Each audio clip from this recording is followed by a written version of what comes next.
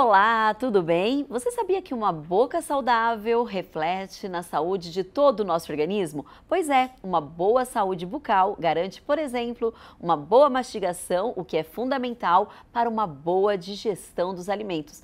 Além, é claro, da capacidade de falar e sorrir.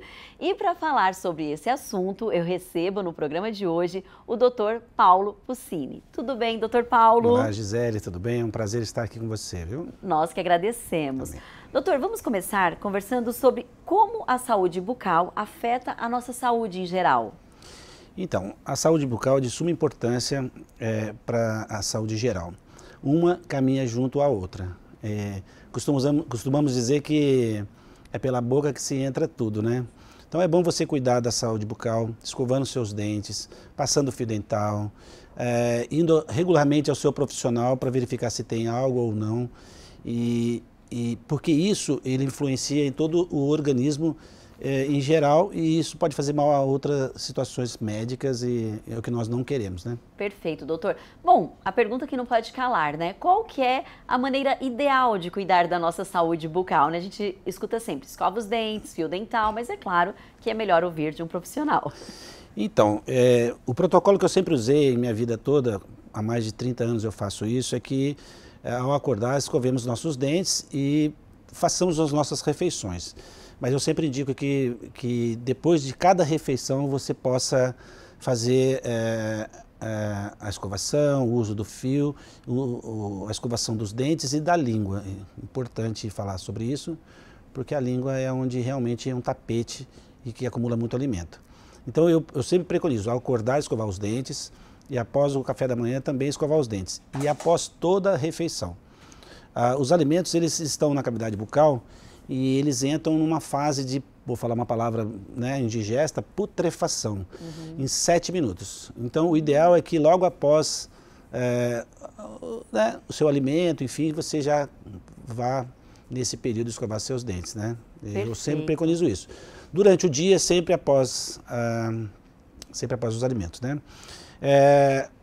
Hoje em dia, alguns profissionais, alguns estudos dizem que é para você escovar depois da primeira refeição e que logo cedo não escovar, porque a boca ela fica fechada a noite inteira, existe todo um processo bioquímico ali que pode causar uma certa erosão no esmalte, mas eu ainda continuo com a técnica antiga de escovação antes e depois da alimentação. Perfeito, doutor, muito obrigada.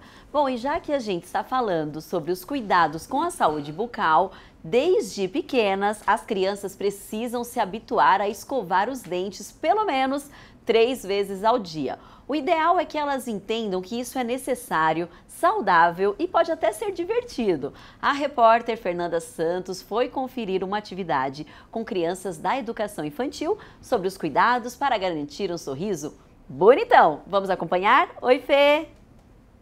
Aê! Vamos sentar. Então vamos lá. Bem bonito, hein? 1, 2, 3. Meu lanchinho, vou comer pra ficar fortinho e crescer. Beijo. E crescer.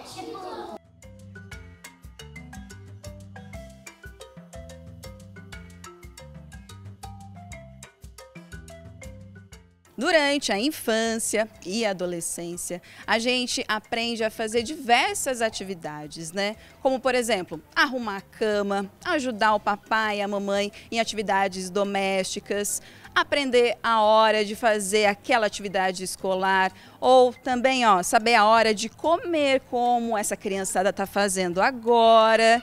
E depois do lanche, o que é importante fazer? Saber a hora de escovar os dentes, isso mesmo. O cuidado com a saúde bucal aprende logo cedo, e a escola é um caminho, né? É uma porta de entrada aí para aprender a saber o cuidado bucal, né? Ter a saúde bucal. Então, eu vou conversar agora com a Rogéria, que é pedagoga desse colégio, para contar um pouquinho das atividades, né, extracurriculares que eles acabam fazendo, não só aqui dentro do colégio, mas fora também, para que esse ensinamento comece desde cedo. Rogéria, então me conta, né? A escola, eu acho que é um ótimo hábito, né? Uma ótima porta para a gente incluir a atividade, né? Da saúde bucal, ensinar essa rotina de escovar os dentes, né? Queria que você contasse um pouquinho o que vocês fazem aqui. Com certeza. A escola é um lugar de conhecimento. Então, nós iniciamos com as crianças na educação infantil, crianças de 3 anos, já esse projeto da saúde bucal. Nós iniciamos sempre com uma música, roda de conversa, a música e depois vão as brincadeiras e até levar no banheiro, ensinar realmente a escovar os dentes, trazer dentista aqui para ensinar a manusear a escova, a limpeza, porque isso é importante. Além de escovar os dentes, ele também tem que saber da higienização, né? É isso mesmo, Rogéria. Então, já que tem essas atividades, vou esperar essa criançada lanchar, comer certinho o lanche, que daí eu vou querer saber como é que é essa roda, como é que é essa atividade e pegar esses depoimentos, se eles estão mesmo aprendendo, o que eles sabem sobre a saúde bucal. Vamos conferir? Pessoal, hoje é um dia muito especial. Sabe por quê? Quem sabe? Você sabe? Nós vamos falar... Ah, é dia de escovar o dentinho? Todos os dias é dia de escovar os dentinhos? Sim, todos os dias. Todas as vezes que nós vamos escovar os dentinhos, nós precisamos saber da importância de escovar bem escovado. Na frente, atrás, do lado, não é? Será que eu posso escovar de qualquer jeito rapidinho para ir brincar? Não. Benjamin, me conta, por que é tão importante escovar os dentes? Mas não dá cárie? Você escova os dentes em que momento, assim, do seu dia? Eu escovo de manhã, de noite e de dia. Liv, me conta, por que a gente não pode comer o creme dental? Porque vai doar a barriguinha. Como é que é? Como é que faz a musiquinha? Escove os dentinhos, chique, chique, chique. Escove os dentinhos, chique, chique, chique. Escove os dentão. Isso é muito bom pra ficar branquinho. Chique, chique, chique. Sujeirinha. Não, não, não. Agora escovar, ó. Escovar. Nós vamos escovar. Os dentinhos vão ficar branquinhos.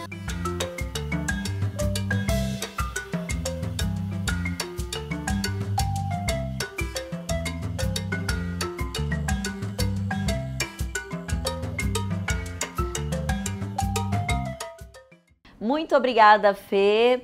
Doutor, como a gente acompanhou na reportagem, realmente as crianças precisam pegar esse gosto pela escovação desde cedo. E nos bastidores, você me contou algumas técnicas. Eu gostaria que você falasse um pouquinho sobre essas técnicas para as crianças criarem esse hábito, esse gosto, né, pela escovação. Então, eu costumo dizer, e já trabalhei em escola pública e privada, e é muito gostoso tratar das crianças, porque ali a gente consegue algo desde o início e que elas gostem de fazer, de uma forma tranquila, de uma forma agradável, através de uma brincadeira. Então as técnicas geralmente nas escolas são técnicas simples desde fazer bolinha, bolinha, bolinha, para frente, para trás, para frente, para trás, e ensinar as crianças a importância da escovação da língua desde então, né? Então, são técnicas simples de serem utilizadas, né, para poder incentivar a criança e orientar a criança. E os pais em casa? Com relação a em casa, eu sempre costumo falar com os pais para que eles incentivem as crianças a escovar o dente. Não é uma coisa que realmente as crianças gostam, mas elas podem vir a gostar, né? Eu sempre falo para o pai ou para a mãe, um dos dois, enfim, né, quando forem escovar seus dentes ou a criança necessariamente precisar escovar o dente, leve a criança para escovar, vá ao banheiro com ela, ponha lá a pastinha na escovinha dela, escova os seus dentes e deixa ela brincando com a escova, deixa ela, né, tendo a destreza dela, né, diante do que ela é capaz de fazer, e ela brincando com a escova, e ela vai, né, ver o pai fazendo, é um incentivo a ela, é um exemplo para ela.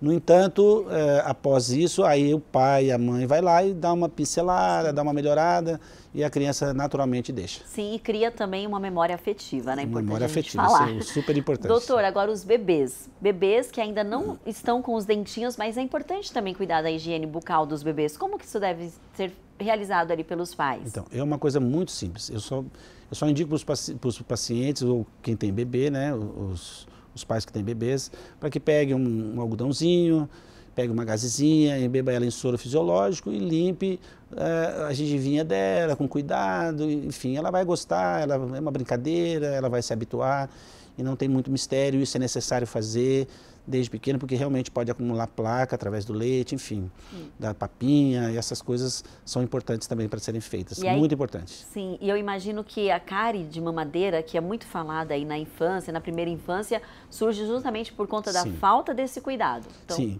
a criança ela costuma ter a última refeição dela, ou até mesmo de madrugada, e realmente é uma hora imprópria para que a gente possa fazer a asepsia bucal das crianças, né? Então, geralmente, as cáries mamadeiras acontecem justamente por isso, né? Esse lado de que elas, às vezes elas mamam até dormindo, né? E continuam porque elas estão dormindo, os pais não levantam os seus filhos para escovar o dente naquele momento. E essa fermentação toda provoca, ao longo do tempo, essas cáries de mamadeira. É muito comum isso, né? Mas a gente tem que orientar os pais para que isso não aconteça e se programe aí na hora das refeições deles, né? Perfeito, doutor. O bruxismo é o nome de uma doença caracterizada pelo ato inconsciente de apertar ou ranger os dentes de forma constante e excessiva. Esse hábito, gente, provoca vários danos para a saúde. E depois do intervalo, a gente vai conferir um bate-papo com uma especialista sobre esse assunto. Então fique aí que nós já voltamos.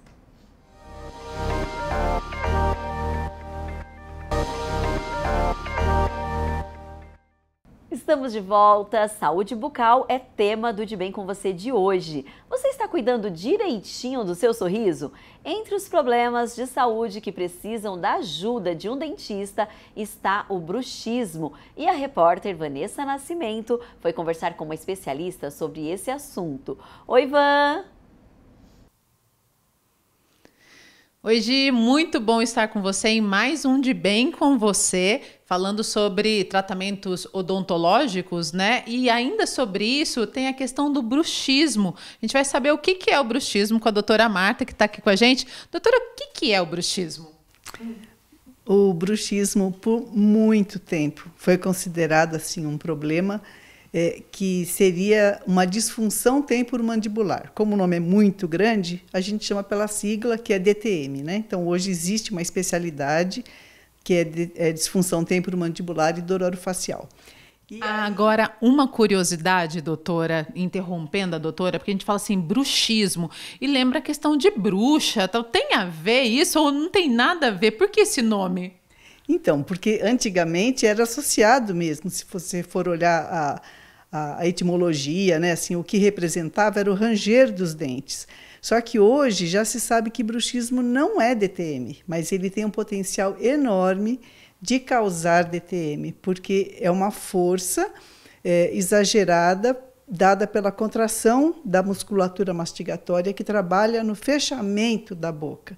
Só que por ser uma condição não periférica só dessa musculatura, mas por ter uma origem central, então é o nosso cérebro, o nosso sistema nervoso central que está no comando disso. E a força exercida por essa contração muscular é tão grande que é capaz de gerar, de provocar essa DTM, trazendo dor muscular, problemas articulares, dor na cabeça, problemas nos dentes como desgaste, fratura, movimentação e etc. E o pessoal lá de casa deve estar se perguntando, mas tem tratamento? Como que isso aparece na vida das pessoas? Às vezes é momentâneo, a pessoa nasce ou ela muda. Como que funciona? Como que o bruxismo entra na vida de alguém? Como que é o tratamento, doutora? Primeiro precisa ser identificado se esse bruxismo é um bruxismo primário ou secundário. Se ele for secundário, ele pode ser um efeito colateral de medicamentos, de algumas condições psiquiátricas. Se ele for primário, ele pode ser ou um bruxismo do sono, que acontece durante o sono, ou ele pode ser também um bruxismo de vigília. Então, no bruxismo do sono, tem que se fazer higiene do sono, tem que fazer proteção com placa de mordida, né? Quando é um bruxismo de vigília, e pode ter as duas condições, esse bruxismo de vigília ele está muito associado com momentos de concentração, de esforço físico e de tensão emocional. Eu sempre brinco que quando a gente está nervoso, tenso, ansioso, ninguém fica com barriga de tanquinho, com bíceps forte, né? Onde que a gente descarrega essa tensão no sistema muscular? ombros, área cervical e musculatura orofacial. Muito obrigada, doutora. Gi, eu encerro aqui com a doutora Marta e vale a dica então. Se alguém está em casa, sentiu uma dorzinha aqui, está percebendo que está mais tenso, procura um especialista, principalmente começou a desgastar o dente, que daí já é muito mais profundo, né? Porque se desgastou o dente já está mais profundo o problema.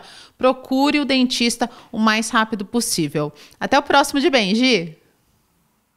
Muito importante, Ivan. E para você aí de casa ter uma ideia, de acordo com uma pesquisa da Organização Mundial da Saúde, cerca de 30% da população mundial sofre de bruxismo. No Brasil, esse número pode chegar a 40%. Doutor, preocupa, né?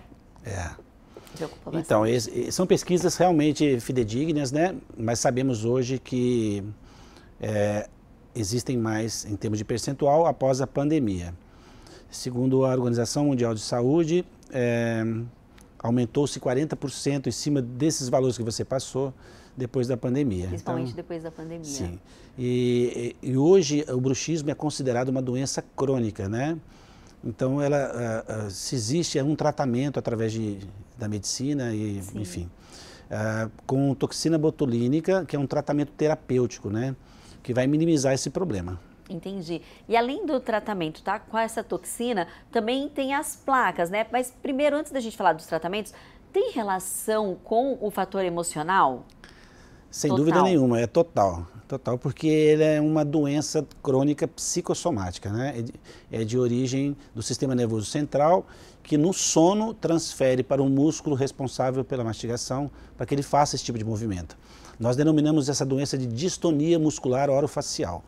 Então, ela é um movimento involuntário e no momento que você está no seu sono, é que você transfere todo o seu aspecto psicológico para esse músculo, que é o músculo masseter, para fazer esse tipo de movimento. Não só o movimento de ranger os dentes, que se chama bruxismo, como também o de apertar os dentes, né? Existe também pessoas que conseguem fazer isso acordada, mas é um assunto que nós denominamos de vigília ou briquismo, como antigamente nós denominávamos. Tá certo, doutor. E os cuidados que as pessoas que sofrem dessa doença devem ter? Procurar um especialista, tomar cuidado, que às vezes a gente vê na internet anúncio de placas, né? Mas cada pessoa tem que fazer uma placa. E agora também essa modernidade que o senhor trouxe aqui para o programa, que é essa questão do tratamento com a toxina. Gostaria que o senhor falasse um pouquinho sobre isso. Eu sempre falo que a toxina botulínica, ela veio não só para você fazer estética, né? Que as pessoas procuram muito o Botox, que seria uma marca, né? Mas tem outras marcas, para fazer o tratamento terapêutico. É um tratamento mais a longo prazo, não podemos denominar um tratamento que vai numa uma única aplicação, vai conseguindo sanar o problema do bruxismo. Ele vai tirar o seu bruxismo durante o período da ação da toxina, que se leva aí mais ou menos 4 meses. Então, assim, ela veio minimizar esse problema para que você não aperte no sono. Entendi. Você consegue fazer esse movimento acordada, mas no sono você não fará mais. Então isso não te prejudica com relação a perdas de elemento dental, a pacientes que fizeram implantes, que não tiveram esse tipo de cuidado de se usar uma placa durante um tempo para cuidar do implante, porque se fizer o bruxismo com implantes, vai realmente perder o implante. Pacientes que perdem elemento dental, trincas dentais e até pacientes que levam a canal dos dentes, né? Com a profundidade, enfim, com a forma de apertar. Estudos mais antigos um pouco já diziam que nós gastamos mais ou menos de 700 quilos a 1 tonelada de força sobre o elemento dental por dia. E quando você faz isso no sono, realmente isso aumenta... É uma carga muito grande. É uma carga enorme e o dente realmente não aguenta. E quais são os sintomas? Como que a pessoa que está assistindo a gente em casa agora pode perceber, olha, eu posso estar com bruxismo. Talvez ela tenha os sintomas, mas não sabe que essa é a doença. Quais são os principais sintomas? Geralmente a pessoa que tem bruxismo, ela sabe que tem bruxismo.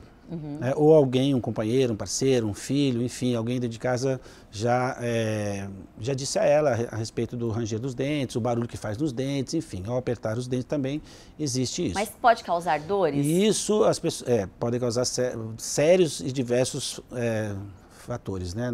Enfim, levar a coisas de disfunção da TM. E aí a gente parte para disfunções de ATM, né? Que são as articulações que ficam com zumbido no ouvido, tem a crepitação que faz o creque-creque no ouvido, os estalidos de ouvido, dores de face nessa região da mandíbula, dores de cabeça, cefaleias na região das têmporas, né? Que são muito faladas com os pacientes, né?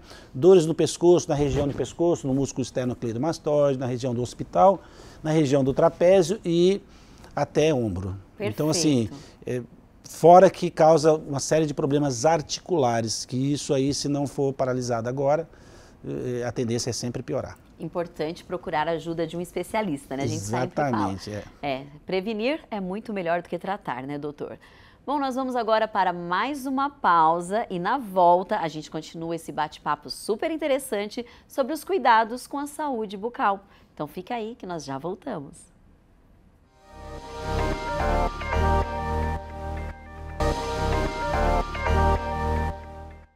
Estamos de volta. Cuidar bem da saúde bucal garante uma vida mais confortável e sem dores.